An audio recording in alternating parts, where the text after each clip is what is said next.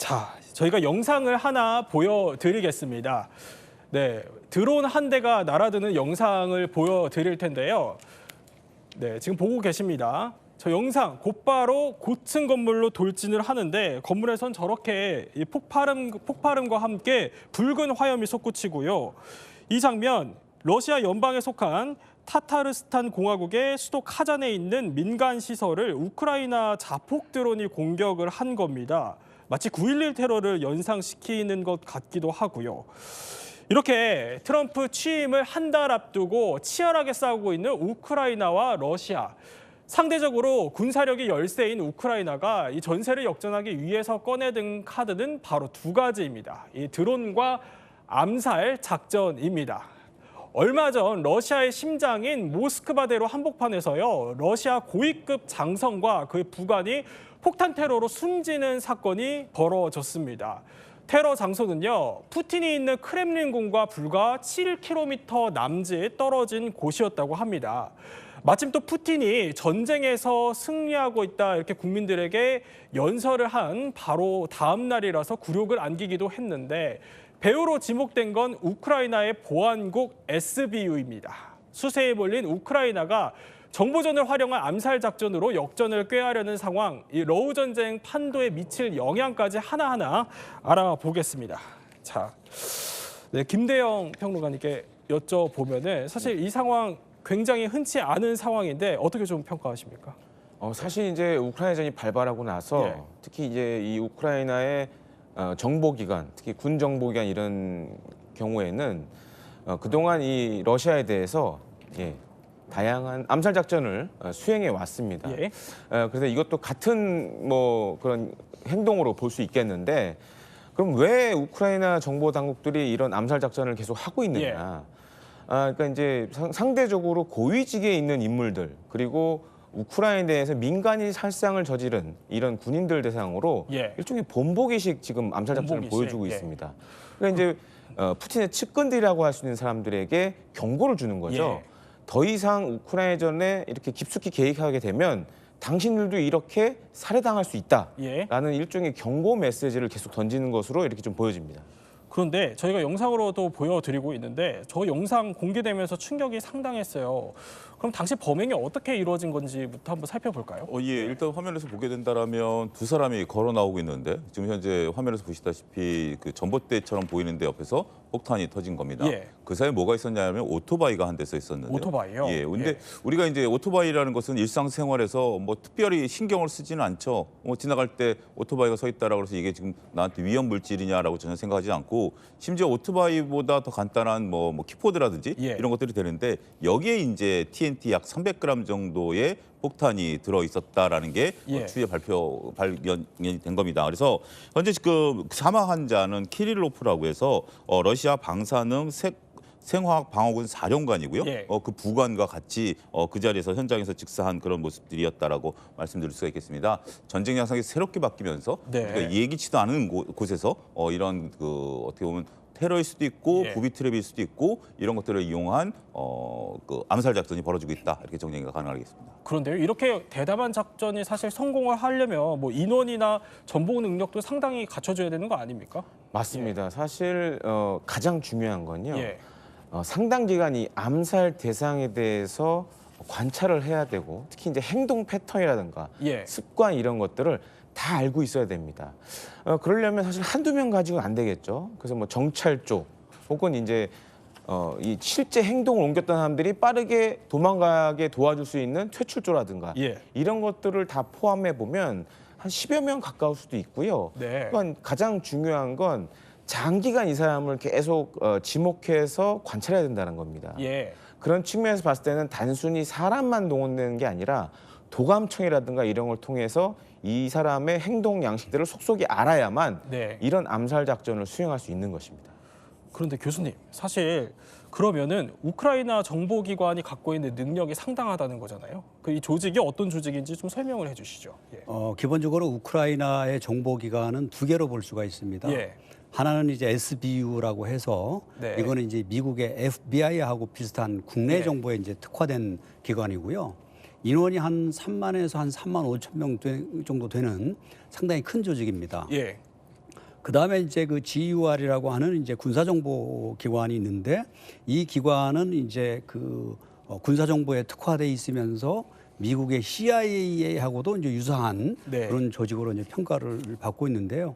대략 인원은 한 5천 명 정도, 그 정도 인원으로 현재 평가를 받고 있습니다. 이번에 그런 암살 작전에 관여된 기관은 SBU로 지금 알려지고 있습니다. 그렇군요. 그러니까 우크라이나 정복이 크게 뭐 대내를 담당하는 SBU와 대외를 담당하는 저렇게 GUR로 나눠진다. 그러니까 미국의 FBI와 CIA처럼 나눠지고 운영이 된다는 건데 우크라이나 정보기관이 그럼 상당한 수준에 올라와 있다는 평가를 계속 주시고 계신데 이 관련된 비결이 좀 있다면서요? 퀴즈 준비되어 퀴즈로 있으시다고요? 한번 예. 준비를 해봤습니다. 우크라이나 정보기관이 이렇게 굉장히 높은 수준까지 네. 교수님 말씀하신 것처럼 올라온 그 계기가 있었습니다. 그 조력자가 있는데요. 은밀한 조력자는 땡땡땡이다. 은밀한 조력자는 퀴즈입니다. 땡땡땡이다. 좀 어려운 것 같은데 답을 바로 말씀해 주세요. 예, 근데 앞서 이제 교수님이 힌트를 주셨어요. 그러니까 네. 이제 우리가 SBU 같은 경우는 FBI와 비슷하다고 말씀하셨고, GUR 같은 경우 CIA와 비슷하다고 말씀하셨는데, 네. 결국 우크라이나의 정보기관도 CIA가 은밀한 조력자 역할을 했다. 그래요? 이렇게 말씀을 드릴 수가 있겠습니다. 그러면은 CIA가 은밀한 조력 도움을 줬다는 건데 언제부터 협력을 했던 거죠? 뭐 정확한 시점이 예. 보는 사람마다 이제 다르게 볼 수 있겠지만 그 시점은 2014년 8월 정도로 이제 거슬러서 볼 수가 있습니다. 2013년 그 전에 무슨 일이 있었냐면 그 우크라이나에서 마이단 혁명이 벌어졌습니다. 네. 마이단 혁명은 이제 당시에 우크라이나 의회는 우크라이나가 EU에 가입을 하겠다, 유럽 연합에 가입을 하겠다라고 결정을 하고 법안까지 통과를 시켰는데 네. 당시에 친러시아 성향인 야누코비치 대통령이 물론 이제 뭐 러시아의 이제 어떤 압력이나 회유를 받았겠죠. 그래가지고 이제 그 법안을 폐기를 하고 우리는 이 EU에 가입을 안 한다. 네. 그러니까 이제 시민들이 빵 터진 겁니다. 그래가지고 네. 이제 길거리에 뭐 수백만 명이 이제 쏟아져 나와가지고 이제 민중혁명이 이제 벌어진 거거든요. 정치적 혼돈 상태였군요. 그렇죠. 그래가지고 그 당시에 이제 야누코비치 정권이 무너지고 그다음에 주요 인사들 막 러시아로 뭐 망명하고 도망치고 예. 그러다 보니까 정보기관도 완전히 그 공백 상태가 됐습니다. 네.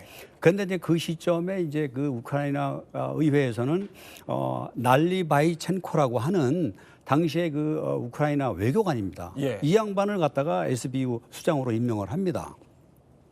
그래가지고 날리바이첸코가 이제 임기에 부임을 하려고 예. 저녁 시간에 도착을 해보니까 깜짝 놀라는 겁니다. 네. 왜냐하면 이제 마당에서 뭐 비밀 서류들이 막 불타고 있고 건물은 불 다 꺼져 있고 한 예. 사람도 없고 컴퓨터 보니까 뭐 삭제하고 뭐 바이러스 심어놓고 그래서 날레바이첸코가 이래서는 안 되겠다 해가지고 그때 이제 그 키이우 수도 키이우에 주둔을 하고 있던 CIA 그 지국장하고 예. 그다음에 영국 그 정보기관 MI6의 기관장 그 지부장에게 전화를 했습니다. 네. 도와달라.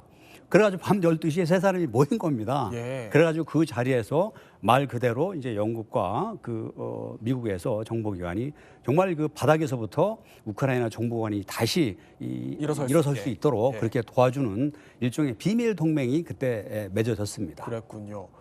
이렇게까지 CIA가 도와준 이유는 뭔가요? 그러면? 뭐 앞서도 설명해 주셨지만 예. 유로마이단 이후에 어떻게 보면은 우크라이나의 가장 큰 적이 러시아가 됐고 예. 또한 러시아가 전쟁의 가능성을 계속 언급하면서 유럽 나라들을 어떻게 보면 협박을 해왔는데요. 예.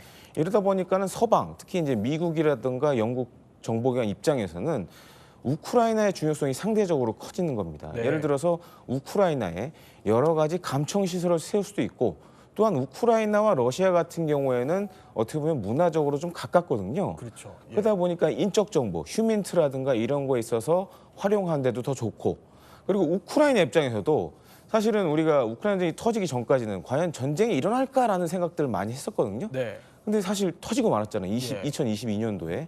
그런 측면에서 우크라이나를 잘 활용하면 이게 어떻게 보면 미국 정보기관, 영국 정보기관 입장에서도 네. 상당히 우리에게 이익이 된다라는 판단이 예. 컸을 것으로 이렇게 보여집니다. 그러니까 러시아의 정보를 빼낼 수 있는 일종의 고리로 쓸 수 있다 이런 건데 그럼 CIA가 무슨 도움을 좀 준 거예요 우크라이나에게?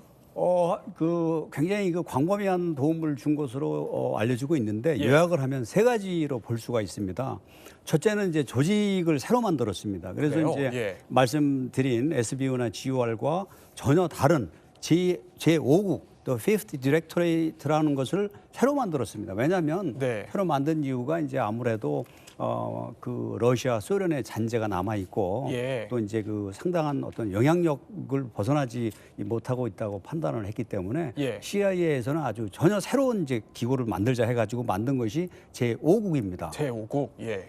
그래가지고 이제 제5국을 만들어서 그 당시에 이제 우크라이나의 콘트라티우크 장군이라는 사람을 이제 국장으로 임명을 하고 네. 콘트라티우크는 1991년 이후 소련이 망한 이후에 태어난 그런 젊은 세대들로 완전히 그 인력을 다시 이제 충원을 한 겁니다. 그렇군요. 예. 네. 두 번째는 이제 충원만 하면 이제 그것으로 안 되니까 훈련을 시켜야 될 거 아닙니까? 예. 그래가지고 유럽에 있는 대도시 한 두세 군데에서 별도로 이제 훈련을 시켰는데 이처럼 이제 그 제5국 요원들을 훈련시킨 그 훈련 명칭이 골드피쉬 오퍼레이션입니다. 금붕어 작전입니다. 금붕어 작전. 예, 금붕어하고 뭐 첩보기관하고 무슨 관계가 있는지 모르지만 하여튼 예. 그런 훈련하고 마지막으로는 이제 CIA에서 엄청난 자금을 대가지고 러시아하고 우크라이나 국경 일대에다가 12개의 최첨단 도감청 기지를 설치를 했습니다. 지하 예. 벙커를 설치를 한 거죠. 그런 식으로 CIA가 도움을 많이 줬습니다. 그러니까 제5국이라는 CIA가 도울 수 있는 조직까지 만들어주고 훈련까지 시켰다. 그렇죠. 그래서 우크라이나 정보국을 어떻게 보면 CIA가 좀 도와주면서도 한편으로는 좌지우지하고 있다 이렇게 봐야 될 것 같은데 네. 그러면은 사실 이번 사건뿐만이 아니라 앞서서 우크라이나 정보기관들이 어떤 좀 암살 작전을 벌였는지도 궁금해요. 사례들이 어떻습니까? 현재까지 그 통계를 보면 2022년 2월 24일 날 전쟁이 벌어졌거든요. 예. 그래서 금년 12월까지 대략 통계를 보니까 약 20에서 30회 정도를 우크라이나 정보 당국에서 러시아를 상대로 해서 어떤 공격을 했던 것으로 이제 현재 추정이 되고 있는데 예. 대표적인 게 이제 세 가지입니다. 하나는 이제 두기나 암살이라고 해가지고 이제 20살 된 딸이 그 여성입니다. 이 지금 저 영상인가요? 예. 예. 그분은 이제 두긴의 이제 딸인데 푸틴의 정신적인 스승으로 예. 알려진 인물입니다.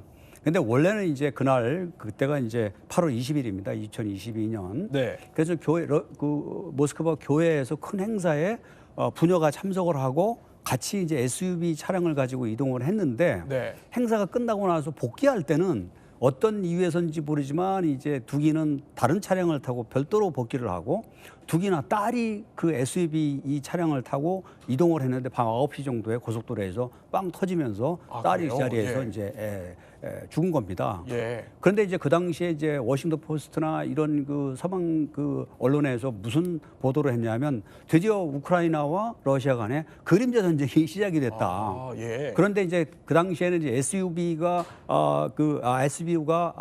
개입된 것이 이제 거의 확실시되는데 예. 사실은 이 두기나를 암살한 그 폭탄을 운반한 그 장본인이 있을 거 아닙니까? 예. 그 여성이 한 40대 되는 여성인데 12살 먹은 딸 그리고 그 딸은 고양이 상자를 가지고 국경을 통과를 했다고 합니다. 그러니까 예. 국경 검문소에서 일단 걸른 거죠. 네. 그런데 이제 뭐 아무런 이제 의심을 하지 못하고 통과를 시켰는데 사실은 그 고양이 상자에 폭탄이 들어가지고 그것이 결국은 이제 이 폭발하게 되는 네. 그런 그 폭약으로 사용이 됐고요.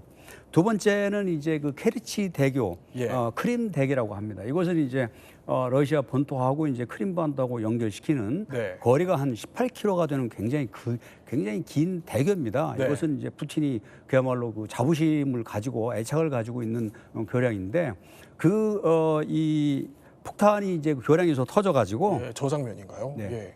10월 8일이 이제 바로 그 폭탄 테러가 벌어진 날인데 그날이 푸틴의 70회 생일입니다. 하필. 예. 네네. 그러니까 이제 푸틴이 자존심 엄청 상한 거죠. 거기다가 이제 우크라이나 정보부에서는 생일 축하하는 노래, 마릴린 먼로 노래까지 같이 실어가지고 예. 생일 축하합니다 하고 이제 노래를 갖다가 이제 SNS에 예. 올려가지고 푸틴을 좀 약을 올렸다라고 합니다. 세 번째는 이제 크렘린 궁을 겨냥해서 예. 드론 2대가 한밤중에 이 폭발한 사건이 벌어졌는데 그게 2023년 5월 달이거든요. 그래서 사실 뭐 그거로 인해서 뭐 인적 물적 피해는 별로 발생하지가 않았는데 네. 문제는 우리의 뭐 대통령실이나 청와대 같이 아주 심장부 중에 심장부인데 거기까지 이제 그 드론이 뚫고 들어가지고 터졌다 하는 자체가 어떻게 보면 예. 푸틴에게는 굉장히 좀 굴욕적인 그런 사건으로 기록이 되고 있습니다. 그러면 이 점이 사실 궁금해요. 그러니까 우크라이나가 지금 행하고 있는 뭐 러시아인들에 대한 고위급 장성 암살까지 포함해서 이 부분을 그러면은 미국이 저렇게 CIA가 도와주고 있는 거면 미국도 알고 있겠네요? 알고 있죠. 근데 알고 있지만 그러나 이제 일단 미국에서는 굉장히 예. 신중한 그 입장입니다. 자기들은 개입한 적이 없다. 알지도 네. 못하고 관여한 바도 없다. 왜냐하면 정보기관은 그 deniability라고 그러죠. 이제 네. 부인 가능성, 뭐 한국말로 하면 오리발 내밀 수 있는, 발뺌할 수 있는 그런 가능성을 이제 항상 남기는데 네. 사실은 이제 우크라이나 정보기관이 이제 미국의 지원을 받고 훈련을 하고 이제 역량이 막 이제 상승하다 보니까 예. 뭔가 공세적인 작전을 지금 하고 싶어 했던 겁니다. 네. 그래가지고 2013년에 어떤 일이 있었냐면 이제 제5국에서 러시아 영토로 침투를 해가지고 철도 인프라를 한번 폭파시키겠다. 네. 그런 구상을 해가지고 이거를 CIA에다가 보고를 했습니다. 아, 그래요? 할까요, 네. 말까요? 승인을 해달라. 그러니까 그때 이제 존 브레넌이죠. CIA 국장이 그걸 알고 전화를 당장 걸어가지고 네. 콘트라티우크 국장한테 노발대발하면서 절대로 그런 작전을 수행하면 안 된다. 안 된다. 예. 선을 넘으면 안 된다. 예. 그래가지고 아주 콘트라티우크가 코너에 몰려가지고 나중에는 이 양반이 보직 해임이 됐습니다. 네. 그럼에도 불구하고 이제 우크라이나 정부국에서는 크림반도라든가 다른 네. 지역에서 계속해서 그런 공세적인 작전을 계속 이어갔습니다. 어떻게 보면은 굉장히 협력 관계인 것 같으면서도 또 갈등을 빚고 있는 관계인 것 같기도 한데 예. CIA와 우크라이나 이해관계가 딱 안 맞는 지점도 있었죠. 사실은. 그렇군요. 그런데 이렇게 우크라이나 암살 작전이 계속되면은 사실 러시아 입장에서도 난처하고 저렇게 푸틴의 자존심을 건드리기까지 하면은 가만히 있지는 않을 것 같은데요. 당연히 이제 러시아 입장에서도 반격을 나섰습니다. 러시아 뭐 어쨌든 뭐 눈에는 눈, 이에는 이 예. 트럼프가 얘기했던 그런 방식을 적용을 했는데요. 현재 지금 러시아 입장에서도 우크라이나 최정예 특공대 사령관을 향해서 네. 이 사호 부대 책임자 막심 샤포빌 대령을 암살하기 위해서 차량 폭탄 테러를 시행을 했고요. 그 결과는 성공을 했습니다. 네. 그렇기 때문에 상대적으로 러시아 입장에서 보면 근데 원래 우리가 이제 이런 것들을 이제 테러라고 한다라면 그러니까 이제 용어에 대한 부분들은 제 전문가가 아니니까 뭐 한다라고 하는데 테러라고 한다라는 것은 강자보다 약자들이 쓸 수 있는 주로 방법들이거든요. 예. 주로 강자들은 강하게 밀어붙이는 거고 그 힘이 붙였을 때 약자들이 하는 방법이었었는데 어떻게 보면 우크라이나 러시아 입장에서는 좀 답답하긴 했겠지만 네. 격이 안 맞을 수도 있죠. 나는 진짜 대국이고 얘는 소국인데 근데 그럼에도 불구하고 나름대로 러시아도 정밀 타격을 해서 우크라이나 그 대신 상징적인 거죠. 앞서 이제 교수님 말씀하신 것처럼 지금 다른 데 같은 경우는 여러 가지 이제 타겟들이 있습니다만 네. 러시아가 딱 한 방에 정예부대 특공대장을 딱 암살함으로써 우리도 하려면 할 수 있다. 이것을 좀 보여준 상징적인 게 아니겠나 말씀드릴 수 있겠습니다. 그러면은 이 테러 사건이 모스크바에서 벌어진 거니까 이거 앞으로 물밑에서는 더 첩보 전쟁이 벌어지는 겁니까? 러시아도 보복을 하겠다 이렇게 공언을 하고 있잖아요. 그럼에도 불구하고 이제 네. 신뢰 관계가 깨질 것 같은데도 이제 협력이 계속 이어지고 있지 않습니까? 예. 그 이유는 뭐냐 하면 그 결정적인 사건이 이제 2016년 대선 캠페인 때 네. 사실은 이건 알려진 비밀이지만 러시아가 선거에 개입을 했다는 것이 거의 알려진 사실 아닙니까?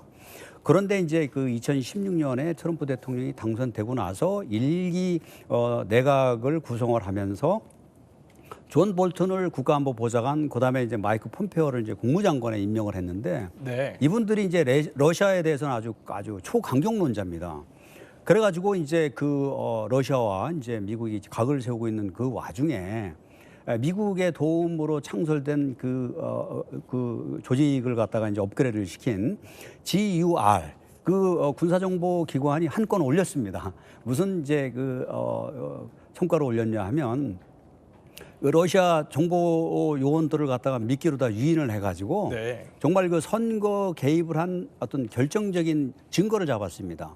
그 조직이 이제 이름이 팬시 베어라고 하는데 이름도 이쁘게 생겼죠. 네. 팬시 베어가 어떻게 보면 이제 당시만 해도 최대의 어떤 러시아 해킹 조직인데 이제 유인을 해가지고 이제 함정이 빠뜨려가지고 뭐 인프라, 인원, 수법 뭐 이런 것들 장단점을 전부 다 파악할 수 있는 아주 그 결정적인 그 정보를 넘겨주는데 성공을 했습니다. 그래가지고 이것을 계기로 해가지고 뭐 미국 그다음에 영국 거기다가 뭐 네덜란드 이런 국가들이 정말 비밀 정보 어떤 협의체를 만드는 어떤 결정적인 계기가 됐다고 합니다. 그런데 앞서 그 막심 샤포발 대령 암살 사건까지 얘기를 해주셨으니까 우리가 러시아 정보기관에 대해서도 조금 더 얘기를 해볼게요. 그럼 교수님, 러시아 정보기관의 주된 전략은 뭐가 있을까요?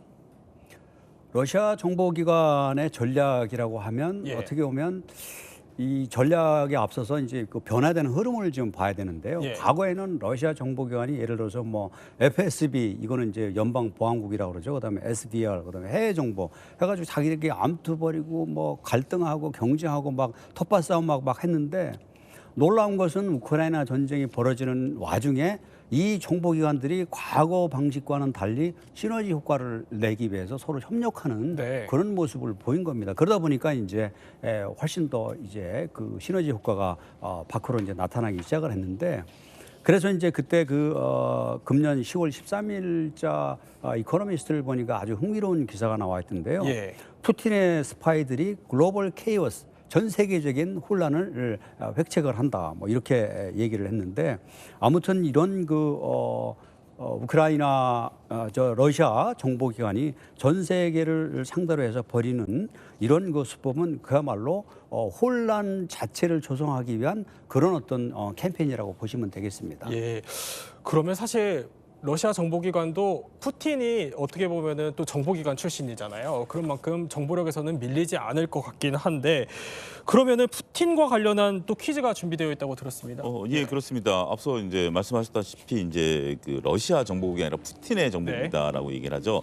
그래서 푸틴은 뭐 일단 힌트 먼저 좀 잠깐 드리면 다 아시다시피 푸틴은 정보기관 수장 출신이죠. 그래서 푸틴은 집권 후에 땡땡땡을 강화했다가 퀴즈입니다. 땡땡땡땡을 강화했다.